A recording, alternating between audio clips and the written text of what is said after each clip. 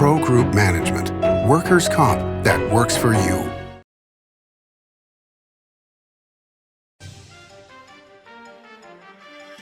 Welcome to Nevada Newsmakers. On the broadcast today, John Lee joins us. He's the mayor of North Las Vegas and he's running for governor. He's here for the whole show on an all-new Nevada Newsmakers. In Nevada, we know Senator Cortez Masto, and she knows us. She knows we shouldn't pay up to 3 times more for our prescription drugs than people in other countries. She knows we shouldn't have to choose between buying groceries and paying for the medicines we depend on. And she knows we can lower excessive drug prices by letting Medicare negotiate with pharmaceutical companies. Senator Cortez Masto, keep up the fight. Keep putting Nevada first. Like a traditional handmade basket, retail is woven into the fabric of life in Nevada. From big box to mom and pop, retail supports our communities in countless ways. Jobs for the disabled, team uniforms for kids, help for the elderly, and so much more. Retail employs over 1 in 10 workers. Retail supports Nevada, and we support retail. RANNV.org. Pro Group Management is the place where companies can find workers' comp solutions that are designed to meet their specific business requirements. As regulations evolve, Pro Group takes a proactive approach to clear the path to make sure your business stays ahead of the curve. Knowing your workers' comp program is optimized, you can focus on other important matters related to your growing business. Pro Group Management, workers' comp that works for you. Safety is the #1 priority for the trucking industry. Over $7 billion a year is spent on technology, like this electronic eye, that will apply the brakes automatically. But the most important factor for safety is the truck driver. These hardworking men and women who safely move over 70% of our nation's freight and 94% of Nevada's. We thank you because trucks move America forward. Nevada Newsmakers Studio is located at the headquarters of the Nevada Trucking Association.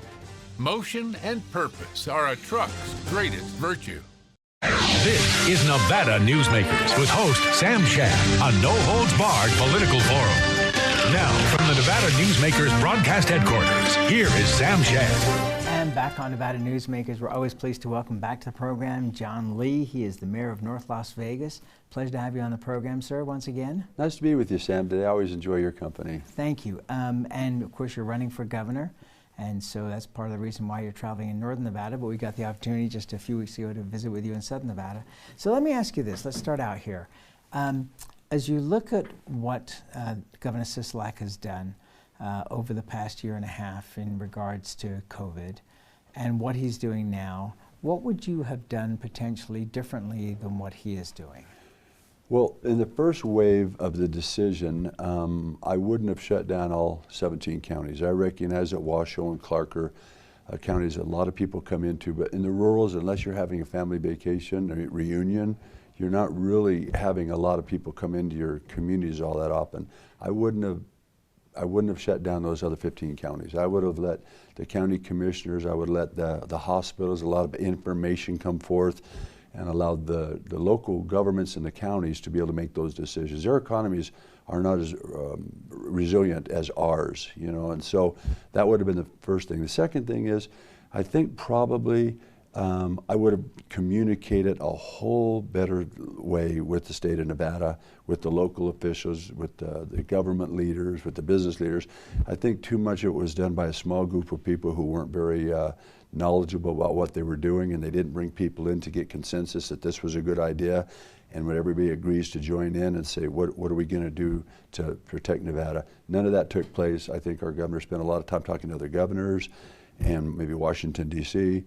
You know, I'm the mayor of the 3rd largest city in the state. I never got a phone call. I watched TV just like you did. There was just no. Really, you never got a call from the governor? Did you get a call from the governor's office? No, somebody would text me or call me and say, "Hey, the governor just came out with another edict. The governor just did this."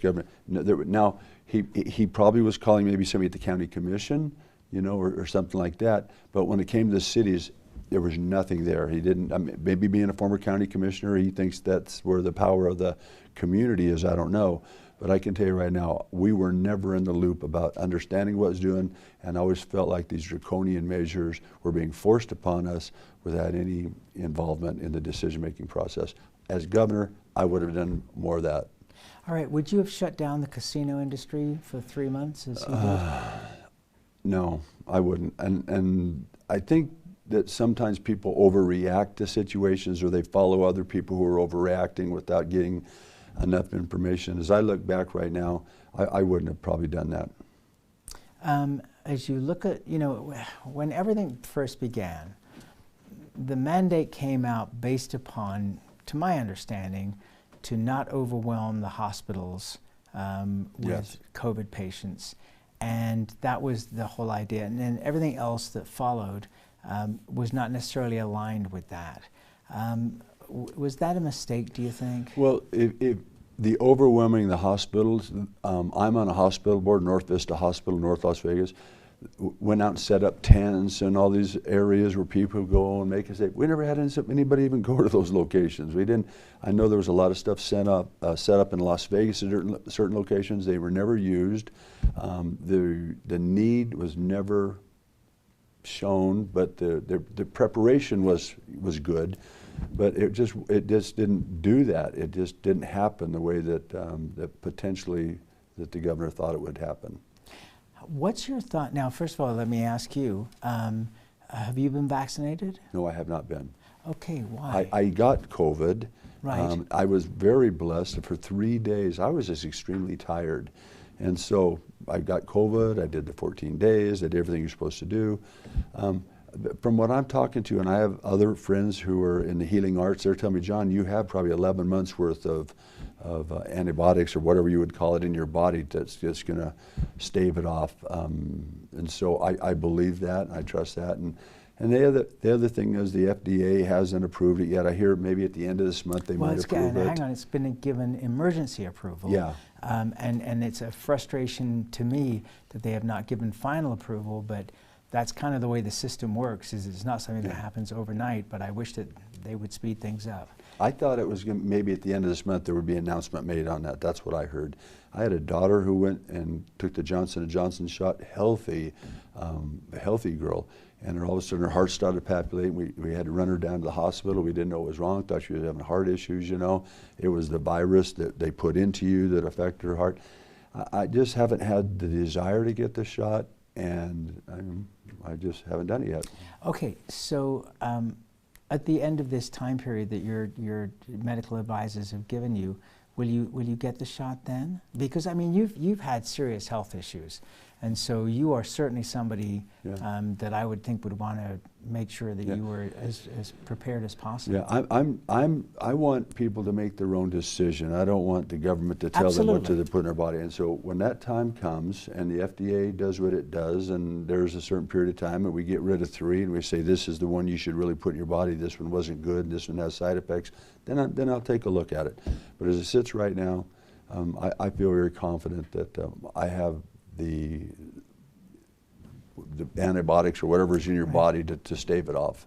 So even though, and I'm sorry, I'm just drill on it. Harping on this a little bit, but even though tens of millions of people in this country, and it's probably into the billion category around the world, have taken this with minor reactions for the most part.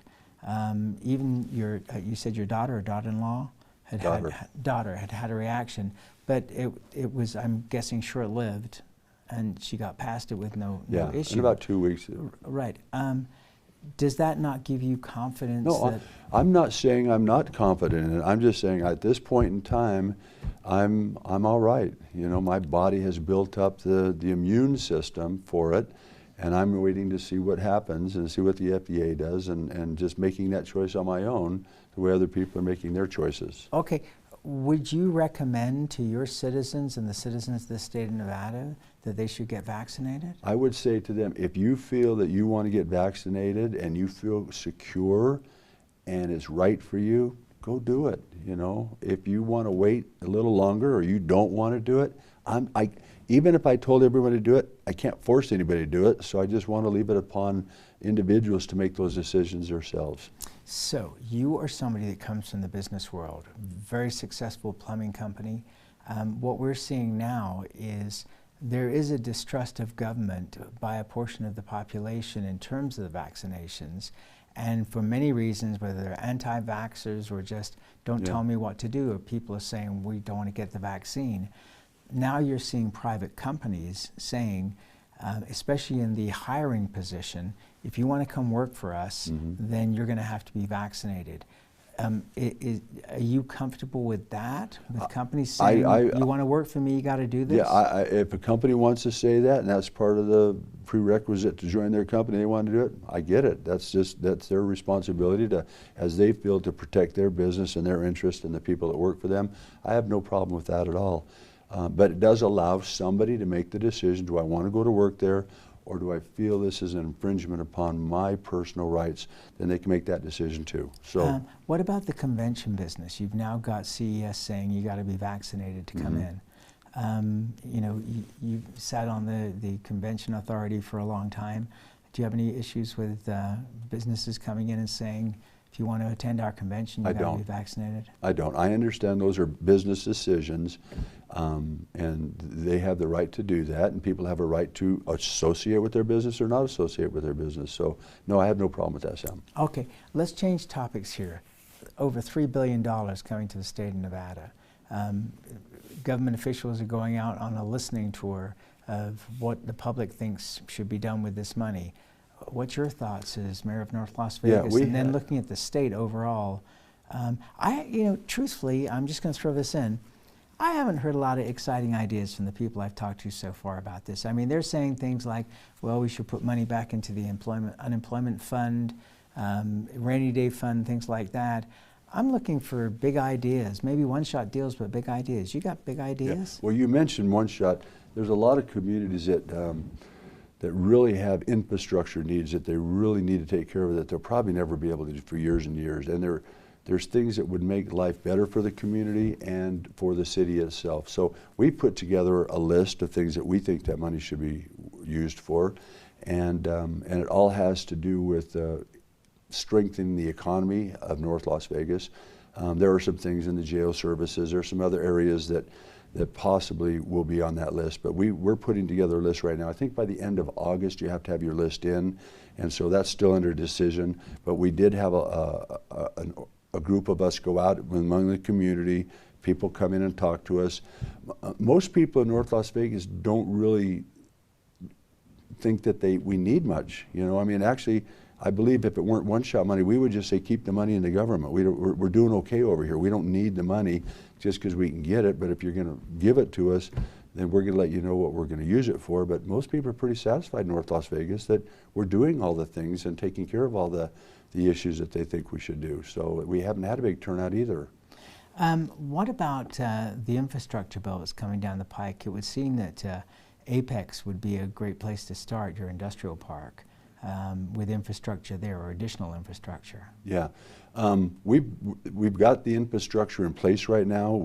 All the boats of the Southern Nevada Water Authority and everything have already been done. The thing that I see that's affecting our city right now is we have to prepare for some huge infrastructure needs in transportation.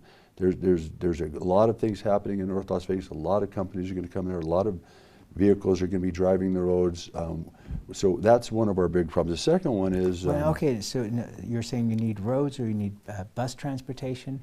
We'll need both of those, moving people to jobs, you know. Someday it will be as busy between Cheyenne and the 215 as it used to be between Sahara and Charleston in the old days before we fixed the I-15. There's going to be that much activity out in the Apex and out in the industrial parks that we're building, kind of like your trick, you know. There's just... You've got to get people to and from work quicker. And so that's probably our issue. The other one is labor. We need to make sure we have homes that people can afford in both ends of the spectrum, the working families and then the people who are the engineers or the vice presidents or something. We need to have homes that they'll want to live in. They're not going to want to live in Henderson and drive every day on the 215 and go all the way around. So we're doing that right now, preparing, you know, to have the homes and and the amenities that these companies need. Do you have national builders or local builders who are talking to you about projects? Oh yes, we do. We've got at least 1,000 homes right now that are going to go, that are happening in North Las Vegas or online. What's more exciting than that, we've got more businesses that we've ever seen. The recession is over when it comes to businesses right now. We're doing fantastic. I'm getting ready to announce in probably the next 30 days some major companies that if they'll allow me to announce it, or they want to do it themselves, I'm not sure, but huge things are happening in North Las Vegas. We are diversifying the economy of Southern Nevada in North Las Vegas. But go ahead. Well, I was going to say, you're saying 1,000 homes, which is great. How many homes do you need? 1,000 homes. We'll fill all those homes up. Right, but that's because right now Reno Sparks area needs 50,000 homes over the next 10 years. Yeah. 5,000 homes a year to get to the need that we currently have. Not saying about new businesses coming in. We're building about 1,500 a year. Yeah. So we're way behind on that. So 1,000. When I say right now, and let me tell you, some of the VA hospitals in North Las Vegas, 10,000 people a month go to the VA hospital. We have a lot of retirees that want to come and be in that area. So every home that's on the drawing board right now is needed. That's what I'm trying to tell you. If you ask me to project 10 years from now, I don't have that. But there'll only be 3 million people in the bowl of the valley when it gets built out. So I mean, we're at 2.3 million right now, or something, or 3.2 million right now. No, you're at 2.3. 2.3. And you're going to be about 1 million more by what, 2000? Yeah, it just came out recently, and I haven't put that to memory yet. But you can only build so much in the valley, you know. So we'll get our share, and we'll get our share of businesses out there, and North Las Vegas will do very well. All right, let's take a break. We'll come back more with Mayor John Lee running for governor after this timeout. Get in on the Tamarack Casino's $175,000 Hidden Treasures Guaranteed giveaway now through September 30th. Earn entries in the weekly drawings and win big during the two $35,000 grand prize giveaways. Your good times are at Tamarack Casino. Modern boutique Ahern Hotel and Events Center in Las Vegas. Host meetings and events on 2 floors. Stay in luxurious rooms and suites. Unlimited branding opportunities. Regional Italian cuisine by Chef Mark Segrisi. Flexible event spaces. Full buyout options. Visit ahernhotel.com today. I'm Jeff Gehrman, an investigative reporter with the Las Vegas Review-Journal. I'm your guide for Season 2 of Mobbed Up, The Fight for Las Vegas. You're in with every gangster and hoodlum in the United States. I don't go for that, Mr. Kennedy. I don't go for that kind of action. I was on television accused of fronting for the mob. Subscribe to Mobbed Up, The Fight for Las Vegas, Season 2, today on Apple Podcasts, Spotify, or wherever you get your podcasts. Serving Our Kids Foundation's mission is to serve homeless, at-risk, and food-insecure children in grades K through 8 throughout Southern Nevada. During the pandemic, Serving Our Kids has seen a 42% increase in the number of children served, providing more than 4,500 meals to kids in over 100 schools weekly. Serving Our Kids is powered by community support and volunteers. To learn how you can help, visit servingourkids.org.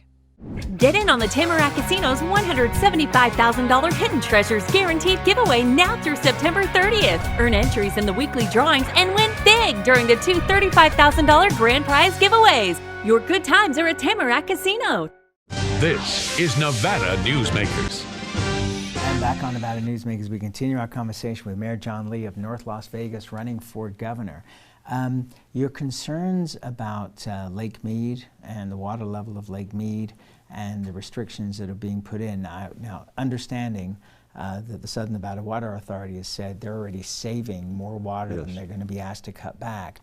But what are your concerns in terms of the obvious growth that we're seeing in Southern Nevada and the water situation? Well, let me start off by saying I'm on the Southern Nevada Water Authority board. We have a great leader, John Emsinger, great people from the local governments who are on that board. We're cognizant of what's going on around us. We in Southern Nevada are doing more for conservation than anybody else in the whole river system. And we have done a great job of preparing our communities to be more conservation product. We're doing more stuff now in areas where there's grass in parks but nobody walks on them, or grass in a roundabout, you know, where nobody steps on them. The legislature just passed a bill to stop a lot of that just greenery, you know, and we're doing that. We went through, and that's going to save 10% of the water need. It's actually a stunning amount. You get 300,000 acre-feet from the Colorado River into Lake Mead, and you're going to save 10% by getting the grass out of the medians. But what we have, we're part of the whole system though, and so as well as we do, if other people aren't doing, so maybe California's not doing as well as we are. I mean, I don't know, maybe someday we have to pay farmers not to grow things. Well, how sad would that be? Because we need to have food, you know. Desalinization is always is discussed, but it never really goes as far as I think a real issue to discuss. We're getting so close right now, I mean, that we really ought to have those discussions, and I think John Emsinger's doing that with California right now.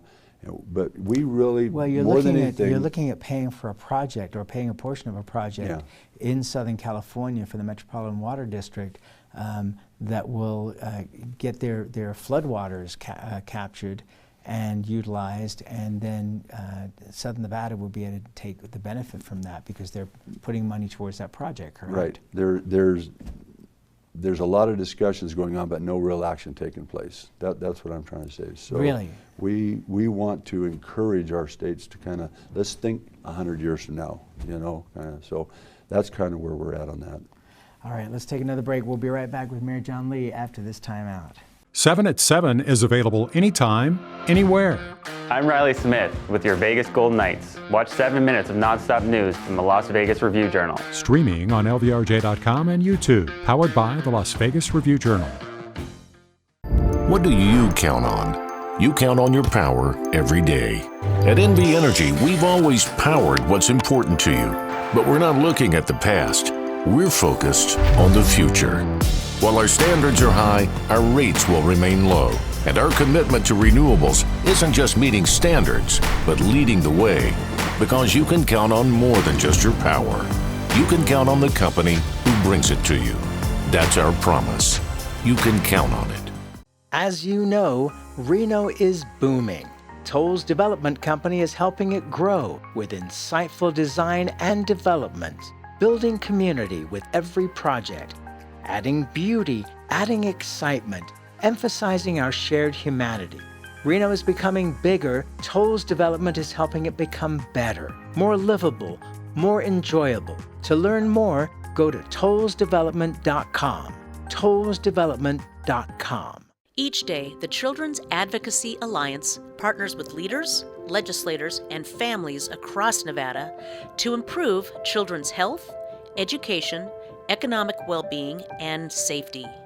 We recognize Nevada will be no better than the state of its children. Be a part of this change. Be a supporter of the Children's Advocacy Alliance. For more information, go to caanv.org. 7 at 7 is available anytime, anywhere. I'm Riley Smith with your Vegas Golden Knights. Watch 7 minutes of nonstop news from the Las Vegas Review-Journal. Streaming on LVRJ.com and Twitter. Powered by the Las Vegas Review-Journal. This is Nevada Newsmakers.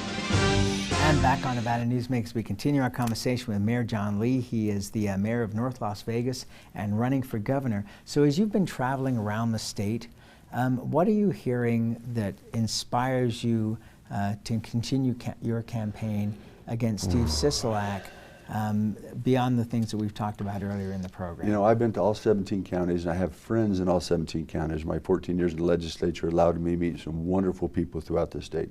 First off, I love the rurals. I don't think you can enjoy Nevada and not understand that we have these communities out here in Nevada that just make it Americana. You know, I just love it. But there's a sense of hopelessness in the rurals. They're very upset at what's going on. They don't know how to fix it. They're upset at their political leaders because they don't think that they're paying attention to the things that they're really interested in. It's hard sometimes for them to think that Carson City even cares about them or knows they're out there, and if they do, they just figure they're not liked by the chief executive officer. The other side of it is anger. You know, we want to do something. We want to scream. We want to yell. We want everyone to understand where this country's going. It's going in the wrong direction. Socialism is something that scares the heck out of everybody, and we just see it slowly creeping in to the everyday life discussions of what's happening out of Washington. And we're not satisfied about it in Nevada. They're definitely scared to death about it. And I think that we need a leader who will stand up and say, we're not following everything that these guys are doing. Even if it was a Republican Party or Democratic Party doing it, we're not going to do that crap here. This is Nevada. This is our state. We're going to kind of take care of our own here. We're going to give the services you pay taxes for. We're going to listen to you. We want you to be proud of your state. We want you to be a partner in the future of our state of Nevada. And that's all they want. They just want to leave us alone, but when we need help, give us the help. But we've got some ideas out here. We've got some things that we see that scare us, and we want to know what you're going to do about them to protect our families and our children. You know, and a big part of this is the loss of power due to the growth of Southern Nevada and moving the power base of the legislature to Southern Nevada. And now you have at legislative sessions, as you saw in your last days in the legislature, where city councilmen and county commissioners from rural counties are going to the legislature to explain who they are and where they're from, and that they actually live in Nevada. Yeah. Because not everybody in Southern Nevada knows where Ely and Elko are. No. We're out of time here. You are always welcome back here, my friend. Great to see you. Good discussion. We'll continue on the campaign trail with you. Thank you very much, Sam. Good discussion. And we'll be right back. Brian Kulpa Photography was born in the rolling hills of Massachusetts, and now he can help you experience the stunning beauty of Nevada in a whole new way through the power of flight. Flying has always been a passion for Brian, and at Brian Kulpa Photography, he can make your imagination soar. Brian has the creative mind and tools to tell your unique story. Experience the bird's eye view at briankulpaphotography.com. Hi, my name's Marilyn Miner, and I'm sure you'd agree that Nevada's a very special place to live. I was born here, and my husband and I have raised our family here. I feel it's a privilege to live and work in the Truckee Meadows. I especially enjoy helping my clients reach their real estate goals. Sometimes the smallest details provide the greatest satisfaction. I'd be complimented to talk to you about your next move. Call Marilyn Miner at Dixon Realty, 742-1280, or log on to marilynminer.com. Safety. We all think about it. You think about it when he buckles in, when you check your mirrors and put away your phone. RTC thinks about safety too. In fact, we create it. Center turn lanes mean fewer blind spots. Bike lanes keep cyclists and you safe. Roundabouts reduce injury collisions, and all these crosswalks are designed to keep families like yours safe. Safety is your priority, and it's ours too. Every day, in everything we do. Pro Group Management is the place where companies can find workers' comp solutions that are designed to meet their specific business requirements. As regulations evolve, Pro Group takes a proactive approach to clear the path to make sure your business stays ahead of the curve. Knowing your workers' comp program is optimized, you can focus on other important matters related to your growing business. Pro Group Management, workers' comp that works for you. Don't forget, another way of watching Nevada Newsmakers is to subscribe to our YouTube channel. We'll see you on the next broadcast.